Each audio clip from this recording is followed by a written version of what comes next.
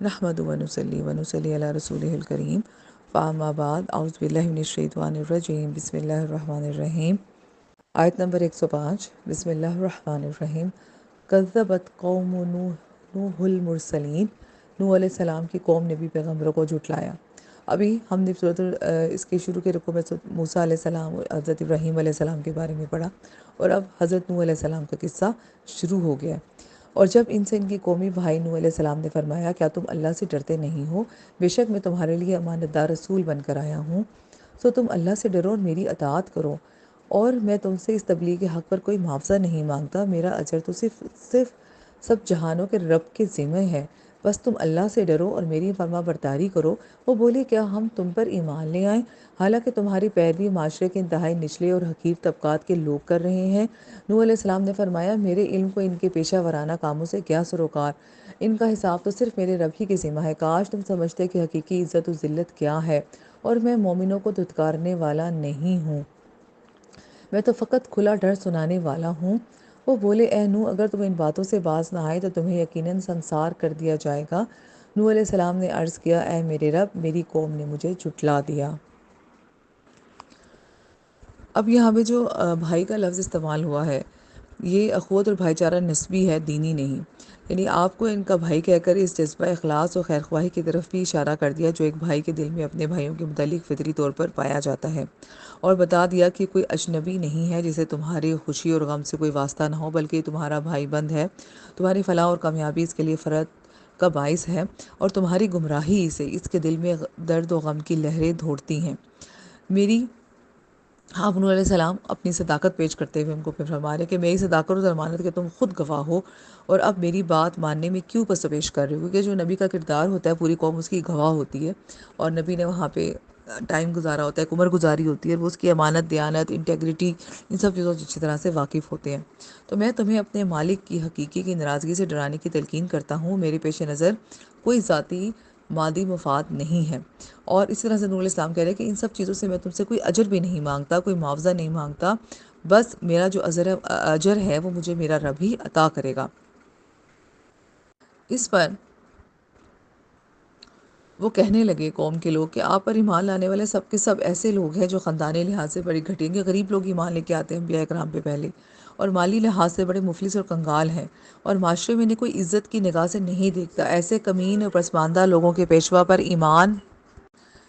لا کر ہم اپنی سبکی نہیں کر سکتے۔ اب دیکھیں اس معاشرے کا بھی سٹینڈرڈ یہی تھا جو آج ہمارے معاشرے کا ہو گیا بدقسمتی سے، کہ جو امیر ہے، جس کے پاس گاڑی ہے، گھر ہے، اسٹیٹس ہے، اور جو برانڈ کی باتیں کرتے ہیں اور اس طرح سے مختلف جو ہے وہ اپنے پیسے کا اظہار کرتے ہیں، شو آف کرتے ہیں، وہ معاشرے میں عزت کی نگاہ سے دیکھے جاتے تھے، چاہے علمی لحاظ سے اور کردار کے لحاظ سے وہ کتنے کمزور ہی کیوں نہ ہوں۔ اور آج یہی حالت اس زمانہ جاہلیت کی ہمارے معاشرے میں آ گئی ہے۔ اگر آپ اب کمپیرزن کریں تو ہمارے معاشرے کی سوچ اور اس زمانے کے معاشرے کی سوچ جو ہے وہ تقریباً ایک جیسی ہو چکی ہے۔ یہی زوال کی سب سے بڑی نشانی ہوتی ہے کہ انسان ترقی کرنے کے بجائے واپس بھی پیچھے کا سفر اختیار کر لے۔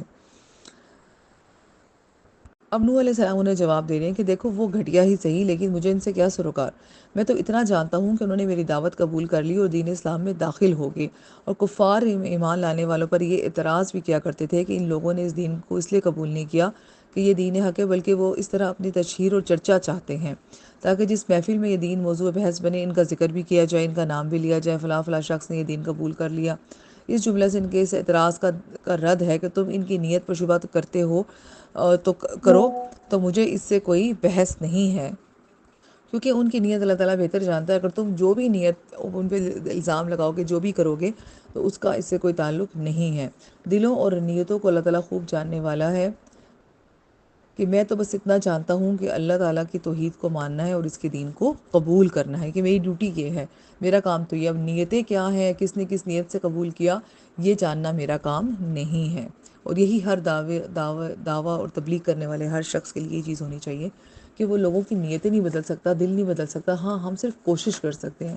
کوشش کر کے ان کو سیدھا راستہ بتا سکتے ہیں، دکھا سکتے ہیں، منزل پر نہیں پہنچا سکتے۔ اب یہاں پہ آگے آیت نمبر 117 میں نوح علیہ السلام کی قوم نے جب ان کی دعوت قبول نہیں کی، اب نوح علیہ السلام عرض کر رہے ہیں کہ اللہ،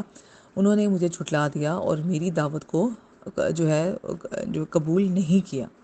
اب کیونکہ قوم نے دعوت اور دلیل پہ آپ کی دعوت کو قبول نہیں کیا، حق کی بات کو، تو یہ ہمیشہ یہی ہوتا ہے، کفر و باطل کی ہمیشہ سے عادت ہے کہ جب وہ دلائل کے میدان میں حق کو نیچا نہیں دکھا سکتا تو وہ طاقت کے بل بوتے پر سے دبانا چاہتا ہے، چنانچہ وہ آپ کو دھمکیاں دینے پر اتر آئے۔ اور جب آپ ان کے ایمان لانے سے بالکل مایوس ہو گئے تو اب آپ نے یہاں دعا کی کہ فتحن، یعنی کہ کھول دے میرے لیے دروازے۔ آیت نمبر 118 میں دیکھیں، ففتح بینی، کہ پس تو میرے اور ان کے درمیان فیصلہ فرما دے اور مجھے ان کی مومنوں کو جو میرے ساتھ ہے نجات دے دے۔ بس ہم نے ان کو اور جو ان کے ساتھ بھری ہوئی کشتی میں سوار تھے نجات دے دی، پھر اس کے بعد ہم نے باقی ماندہ لوگوں کو غرق کر دیا۔ بے شک اس واقعہ میں قدرت الہی کی بڑی نشانی، اور ان کے اکثر لوگ مومن نہ تھے، اور بے شک آپ کا رب ہی یقیناً غالب اور رحمت والا ہے۔ پھر جب آپ ان کی رحمت سے بالکل مایوس ہو گئے تو آپ نے دعا کی، اور اس کے بعد جو ہے ایک بھری ہوئی کشتی جس میں ہر چیز لاد دی گئی، ہر جوڑا، ہر انسان اور دیگر سامان، اسے فل کر دیا گیا۔ اور اس کی جو ہے سورۃ الاعراف میں اس کی تفصیل ہم لوگ ساری پڑھ چکے ہیں، تو وہاں پر اس آیت جو ہے بتا دی گئی، اور وہاں پر پھر اس کشتی میں بھر دیا گیا، اور پھر اس طوفان نو آیا اور پھر مومنوں کو بچا لیا گیا، اور باقی جتنے لوگ تھے ان سب کو جو ہے عذاب الہی کا مستحق قرار دیا گیا، اور وہ سب غرق ہو گئے۔ وآخر دعوانا الحمدللہ رب العالمین۔ یہاں پہ رکوع نمبر 6 اختتام پذیر ہوتا ہے۔